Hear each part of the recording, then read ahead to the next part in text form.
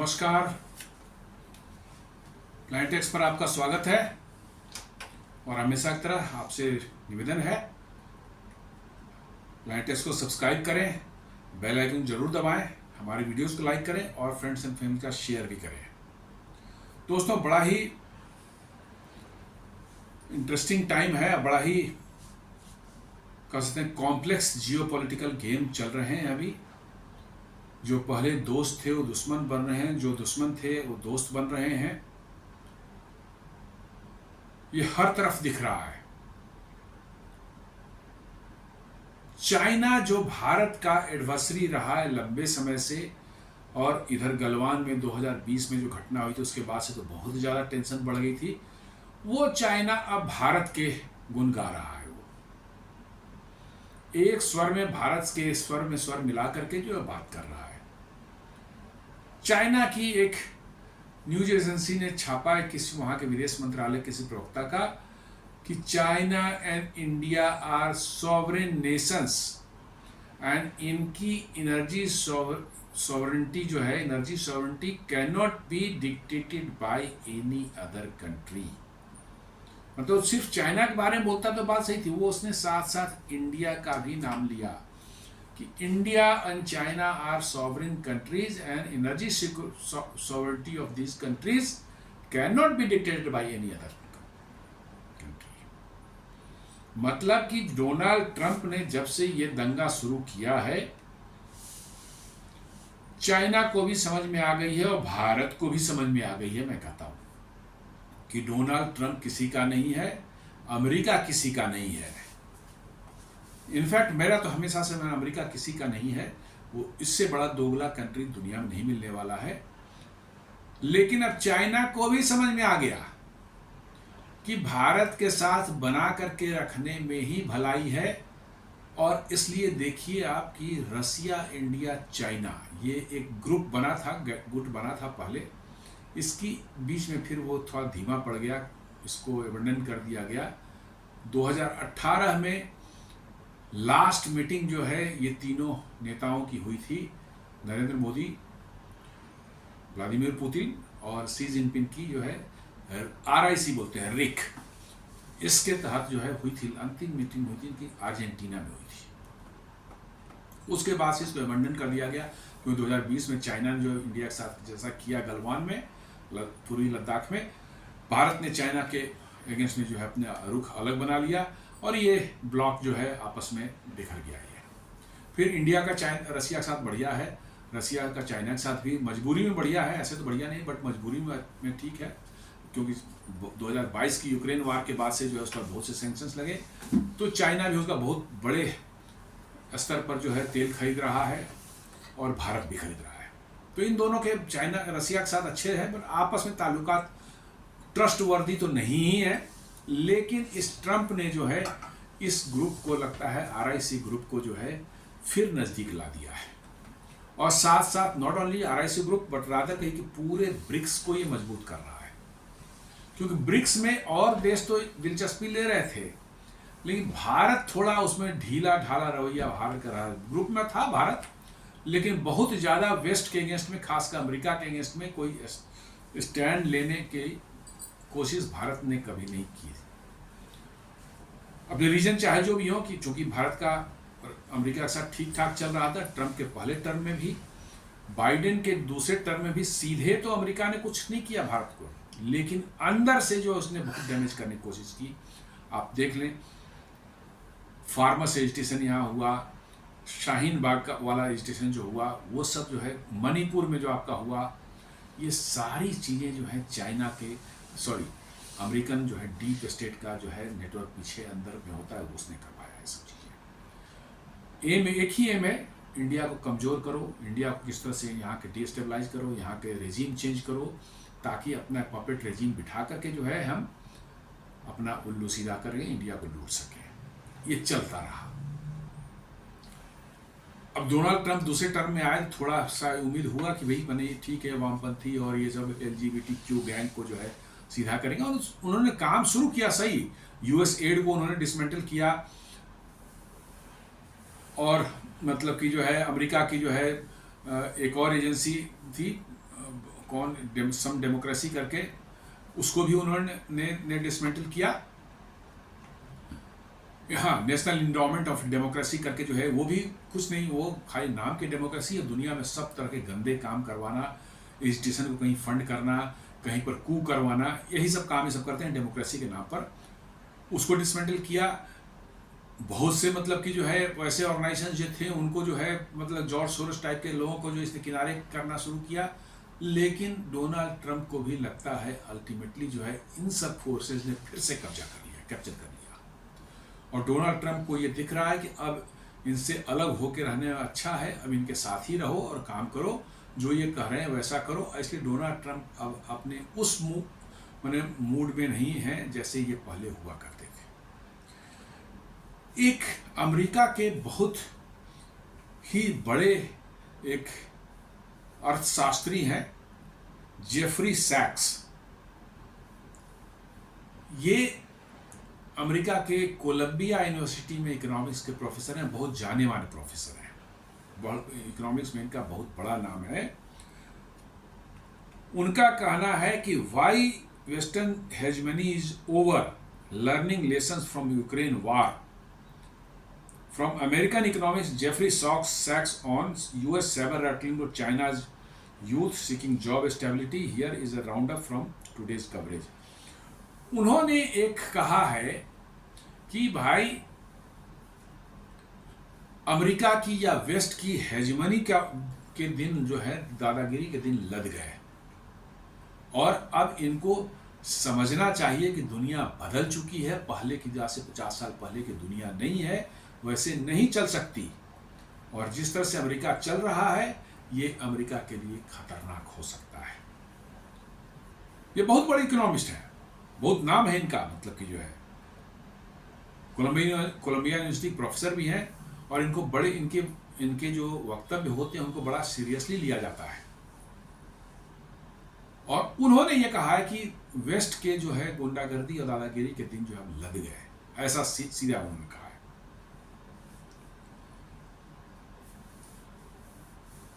जुलाई 25 को आपने देखा कैसे उन्होंने टैरिफ का अनाउंस किया।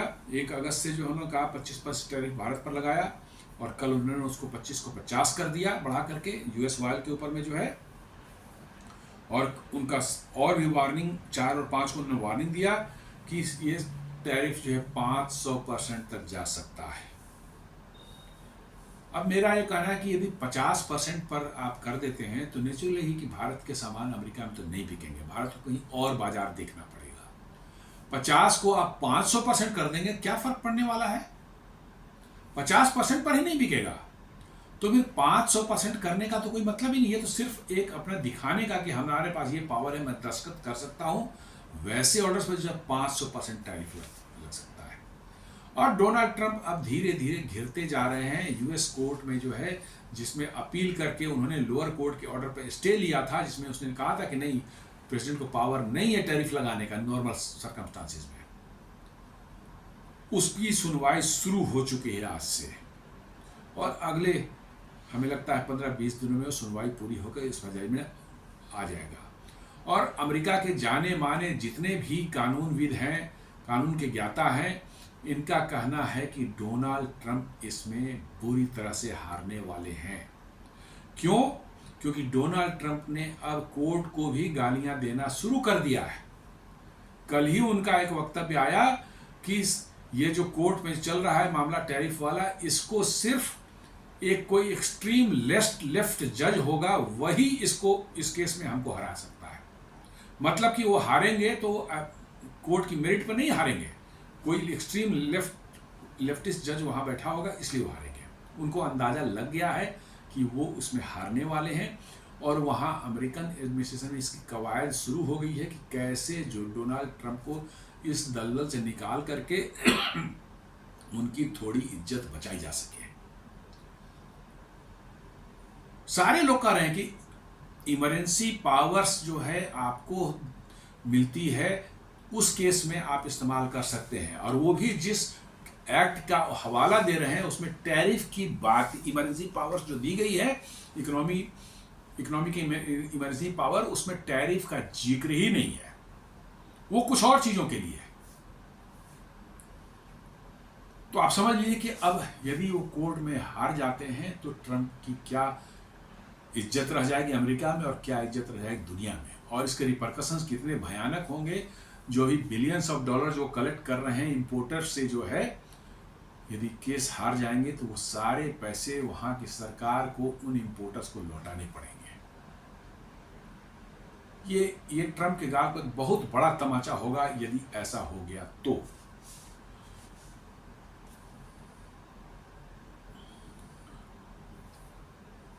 इंडिया की मिनिस्ट्री ऑफ एक्सटर्नल अफेयर्स ने खुलेआम उन्होंने कह दिया कि बकवास है, हम इसको एक्सेप्ट नहीं करते और हम अपने एनर्जी नीड्स के लिए जो है अपने इंडिपेंडेंट डिसीजन लेते रहेंगे। कहाँ से हमें एनर्जी लेनी है, कहाँ से नहीं लेनी है, ये हमारे इकोनॉमिक इंटरेस्ट और नेशनल इंटरेस्ट पर डिपेंड करता है।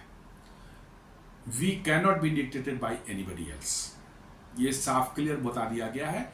और उनको ये भी बता दिया गया कि आप वहाँ से यूरेनियम ले रहे हैं, फर्टिलाइजर ले रहे हैं और रसिया से, और केमिकल्स खरीद रहे हैं। अमेरिका के टोटल यूरेनियम रिक्वायरमेंट का 27% यूरेनियम आ रहा है रसिया से।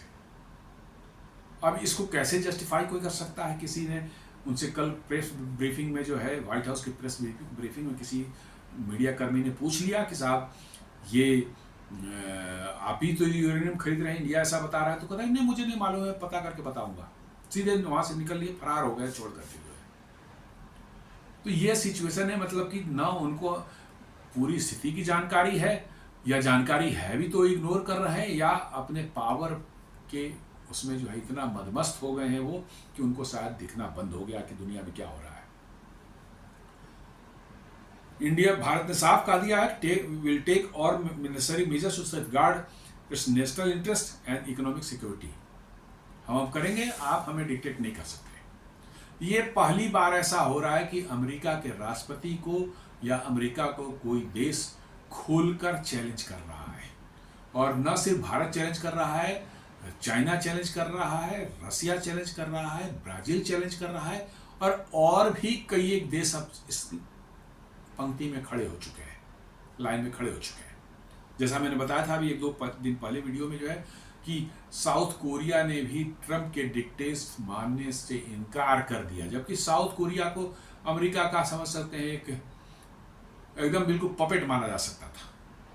लेकिन अब वो भी कह रहा है कि नहीं, आप जो डिक्टेट कर रहे हैं टर्म्स टैरिफ के, हम उसको नहीं मानते। This is the situation.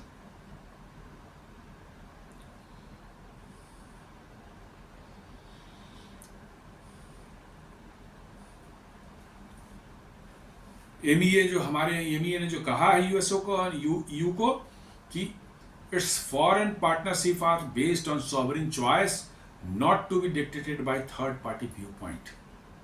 India के जो है पार्टनरशिप, फॉरेन पार्टनरशिप जो है हमारे जो है वो सीधे पूरी तरह से हमारे सॉवरेन राइट्स पर बेस्ड है और किसी थर्ड पार्टी के डिक्टेशन पर ये नहीं चलता।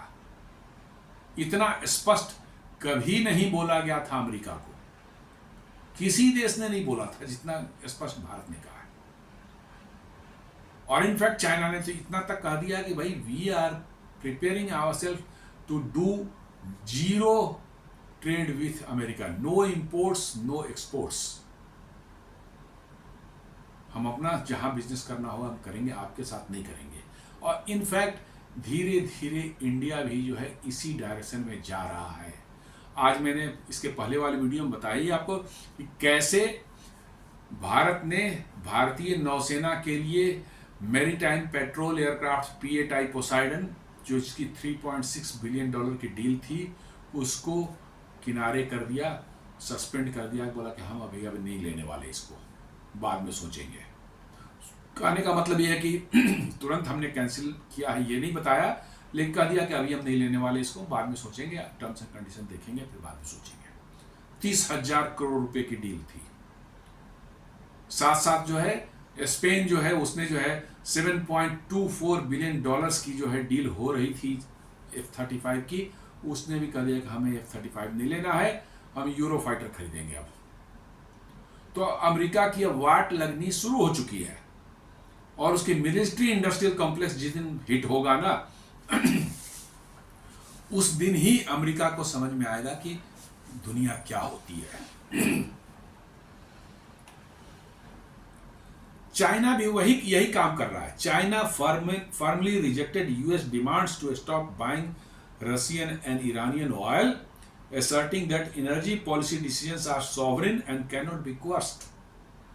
एनर्जी पॉलिसी जो है उस देश की सॉवरेन राइट्स है, कैसे उसको करना है, कहाँ से करना है, और इस पर कोई दादागिरी किसी दूसरे की नहीं चल सकती। According to Chinese officials stated that they would rather accept a 100% tariff than compromise their energy independence। उनका दिया कि आप 100% लगा दिए, मुझे कोई फर्क नहीं पड़ता, हम अपनी एनर्जी इंडिपेंडेंस को कॉम्प्रोमाइज नहीं करेंगे। और एग्जैक्टली यही चीज भारत ने भी कहा है। भारत ने वो 100% वाला टर्म नहीं यूज किया।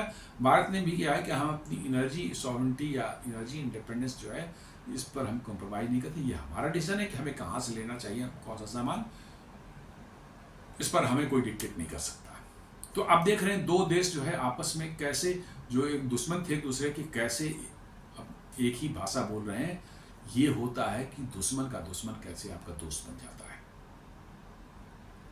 और ये प्रेजेंट सिनारियो में चाइना भी अपने आप को इंडिया के नज़दीक लाने की कोशिश कर रहा है, इंडिया भी चाइना के नज़दीक अपने आप को लाने की कोशिश कर रहा है, ताकि अमेरिका को काउंटर किया जा सके। और ये दोनों मिलकर के रशिया के नज़दीक जा रहे हैं, और इसी का डर अमेरिका को सता रहा है। ये तीनों मिल गए तो फिर इनको कंट्रोल करना जो है ऑलमोस्ट मुश्किल हो जाएगा।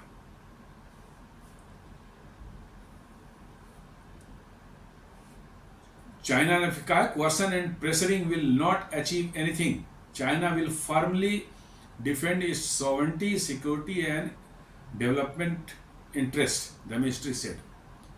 साफ कर दिया कि साहब ये सब दादागिरी अपने पास रखो आप, हम इसको नहीं मानते, और हमारे सॉवरेन जो है सॉवरेंटी या सिक्योरिटी जो हमारे हैं और डेवलपमेंट के इंटरेस्ट जो हमारे हैं वो हमारे अपने हैं, और उस पर किसी तरह की कॉम्प्रोमाइज या इंटरफेरेंस हम आपका नहीं टॉलरेट करेंगे। आप अपने घर रहें, हम अपने घर में अपने काम धंधा करेंगे। तो अमेरिका को अब मुंह पर जो जवाब मिलने लगा है इस चीज को लेकर, चूंकि अमेरिका ये सब जवाब सुनने की आदी नहीं है। अमेरिकन, आपको मालूम होना चाहिए कि अमेरिकन जो है बिना वीजा लिए भी बहुत से कंट्री में चले जा रहे थे पासपोर्ट लेकर के।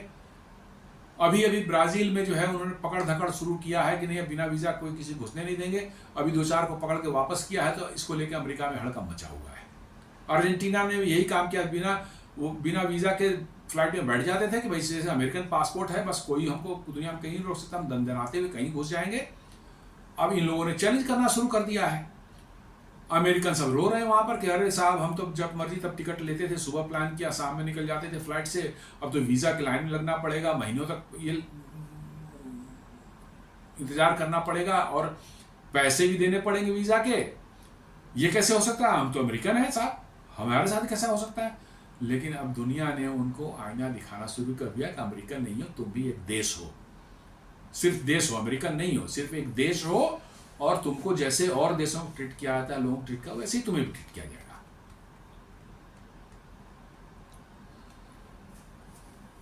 रशिया ने भी बस बहुत स्ट्रॉन्ग रिएक्शन दिया है। Russia called US tariff threats neo colonial and illegitimate, accusing America of seeking to preserve its global dominance by coercing sovereign Nations.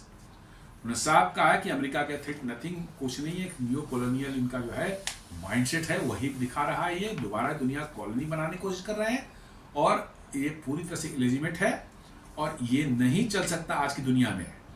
इनका ग्लोबल डोमिनेंस अब नहीं काम करेगा, ये चाहे जितना भी कर ले, इनका ग्लोबल डोमिनेंस जो है अब नहीं चलने वाला है। एक वहां की मारिया जाकारोवा जो है वहां फॉरेन मिनिस्ट्री की है, उन्होंने कहा कि US is unable to accept the erosion in its dominance. ये बिल्कुल सही वर्ड है। अमेरिका जो है अपने डोमिनेंस में जो इरोजन हुआ है पिछले सालों में, पिछले कुछ दशकों में जो है, अमेरिका इसको पचा नहीं पा रहा है।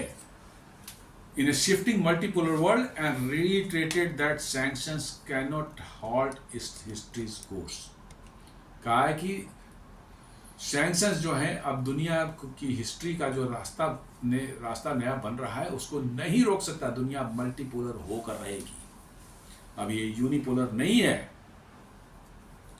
और हमारे जयशंकर जी ने भी अभी 2 दिन पहले कहा कि अब दुनिया में किसी एक देश को, किसी एक आदमी को ये पावर नहीं दी जा सकती कि वो दुनिया को डिक्टेट करे। दुनिया मल्टीपोलर है और दुनिया में आपको सबको एक दूसरे को रिस्पेक्ट करना पड़ेगा।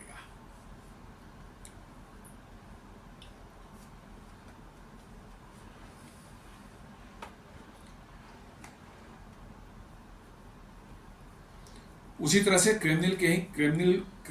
क्रेमलिन रशिया के जो है स्पोक्स पर्सन डिमिट्री पेस्कोव ने भी यही बात कही कि that echoed the same have the inherent countries have the inherent right to choose trading partners। आप ट्रेडिंग पार्टनर चूज करने के लिए किसी को फोर्स नहीं कर सकते।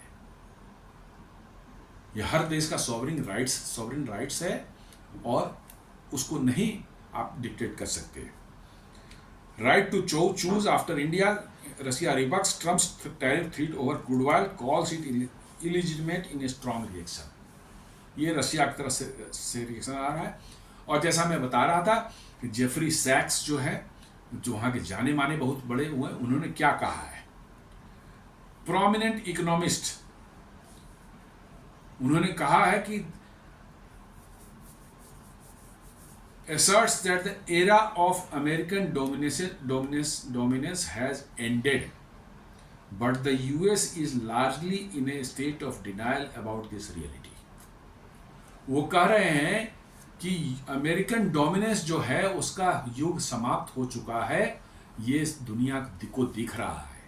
लेकिन अमेरिका जो है एक स्टेट ऑफ डिनाइल वाले माइंड में है, नहीं अभी भी वैसे ही है, हमारा डोमिनेंस अभी बना हुआ है, हम वैसे ही काम करते रहे, दुनिया हमारी बात मानती रहेगी, उस स्टेट ऑफ डिनाइल में पड़ा हुआ है। लेकिन उन्होंने साफ कहा है कि American state of dominance has ended, और इनकी बात को दुनिया सीरियसली लेती है। He is a very renowned economist of USA and a professor of Columbia university.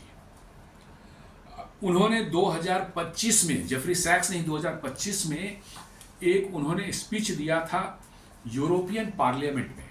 European nation का अपना पार्लियामेंट है बेल्जियम में, यूरोपियन नेशन का हेडक्वार्टर बेल्जियम में ही है। तो वहाँ पर यूरोपियन पार्लियामेंट में उनको बुलाया गया था, उन्होंने स्पीच दिया था। वहाँ पर उन्होंने एक the Jio politics of peace, इसके ये टाइटल था उनके स्पीच का जो है उनका ही अर्ज यूरोपियन नेशन, उन्होंने यूरोपियन नेशन को बोला, बताया, कहा कि to assert a strategic independence from Washington. साफ कहा कि भाई आपको अपनी स्ट्रेटेजिक इंडिपेंडेंस जो है असर्ट करना पड़ेगा, वाशिंगटन से अलग होकर के जो अपना स्ट्रेटेजिक इंडिपेंडेंस वाशिंगटन को पर असर्ट कीजिए।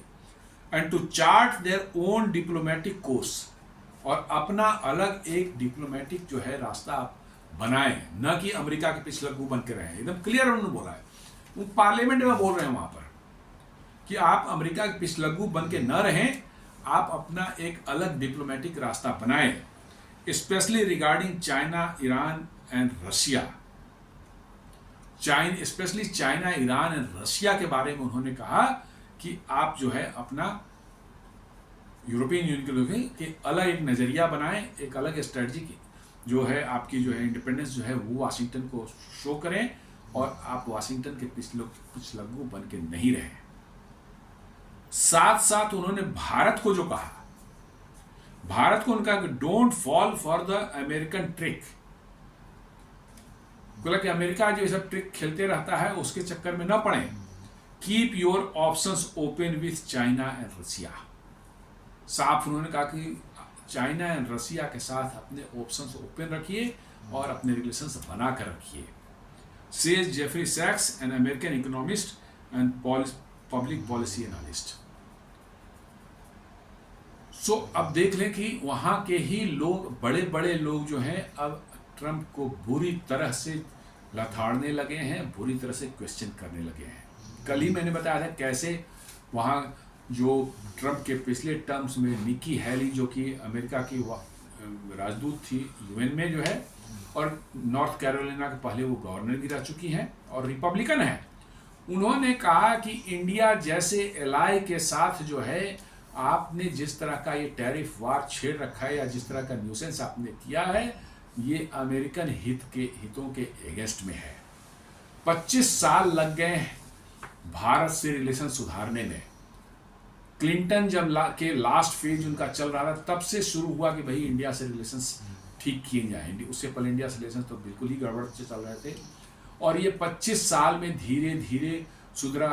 फिर उसके जॉर्ज बुश वहाँ आए और उन्होंने एक बार कहा, एक अमेरिकन अपने थिंक टैंक्स लोगों के बीच में, कि भाई इंडिया इतनी बड़ी डेमोक्रेसी है, वर्ल्ड की सबसे बड़ी डेमोक्रेसी है, आखिर हमने उनको अमेरिकन हथियारों से डिप्राइव क्यों कर रखा है, और जब हम नहीं देंगे तो रसिया के पास जाके या किसी और देश के पास जाके लेंगे, फिर हमको कैसे उनको ब्लेम कर सकते हैं, तो आप क्यों नहीं देते हैं उनको। और तभी से आप देखेंगे 2007-8 के आसपास से जो है अमेरिका से कुछ हथियार तो नहीं कहिए, बट हाँ ट्रांसपोर्ट प्लेन्स, हेलीकॉप्टर्स, पीए टाइप पोसाइडन टाइप के एयरक्राफ्ट, ये सब उसी समय खरीदे गए थे। हरक्यूलिस J-130 जो है उस समय वो भी उसी समय खरीदा गया। चीनी को हेलीकॉप्टर्स उस समय डील हुआ था जो खरीदे गए। ये सब उसी समय से, जब जॉर्ज बुश ने कहा कि इतनी बड़ी डेमोक्रेसी है उसको क्यों हमने डिप्राइव कर रखा है, अपने से दूर कर रखा है, दूर रखोगे तो भैया दूसरे से जाके लेगा वो, तो आप दो उनको। तो उस समय से जो है अमेरिका का वो बना और धीरे धीरे बनता ही जा रहा था। और भी सामान खरीदे गए हैं अमेरिका से, जो है MQ-9 भी, रीपर जो है ड्रोन जो है $3 बिलियन के जो है उसके ऑर्डर्स किए गए हैं आपको, मतलब कि जो है MH-60R रोमियो हेलीकॉप्टर जो है वो लिए गए हैं। और भी अभी इंजन्स की डील हुई है, एक डील होने वाली है। अभी बहुत सी चीज़ें मैंने इमर्ज होकर के निकली उस समय से। लेकिन डोनाल्ड ट्रंप ने एक झटके में अमेरिका के 25 साल के मेहनत को जो है उन्होंने पानी पानी कर दिया, कुछ नहीं बचा उसमें। अब ये कह सकते हैं कि where is this headed, with India and China both refusing to budge on their Russia oil buys so far, it certainly seems that Trump will have to look to other ways to stop the Russia-Ukraine war. अब रसिया और India ने जिस तरह से मना कर दिया है कि नहीं हम तेल खरीदेंगे, आपको जो करना है कर लो, तो अब उनके पास कोई चारा नहीं रह गया है। वो अब उनको रसिया यूक्रेन वार रोकने के लिए कुछ और रास्ते ढूंढने पड़ेंगे। नॉर्मल अब उनका काम नहीं होगा।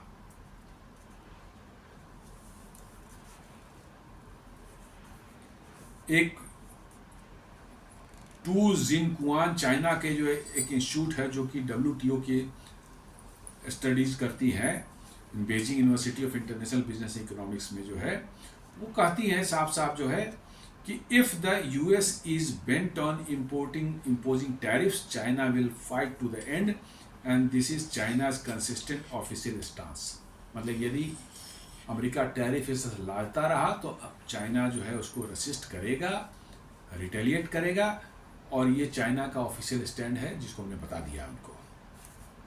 इसका मतलब उनको, ट्रंप को जो है या अमेरिका को कहिए, कि हर तरफ से जो जवाब मिल रहा है और तगड़ा जवाब मिल रहा है इस बार। पहले कभी ऐसा नहीं मिला था, लेकिन इस बार उनको तगड़ा जवाब मिल रहा है। अभी अभी प्रधानमंत्री मोदी ने ही जो है कल ही साफ साफ कह दिया कि हम अपने किसानों की, अपने डेयरी उद्योग से जुड़े लोगों की और फिशरीज उद्योग से जुड़े लोगों के जो है हितों की अवहेलना नहीं कर सकते। उन्होंने इतना तक कहा कि मुझे हो सकता है पर्सनल इसके लिए हेवी प्राइस चुकाना पड़े, मैं उसके लिए तैयार हूं।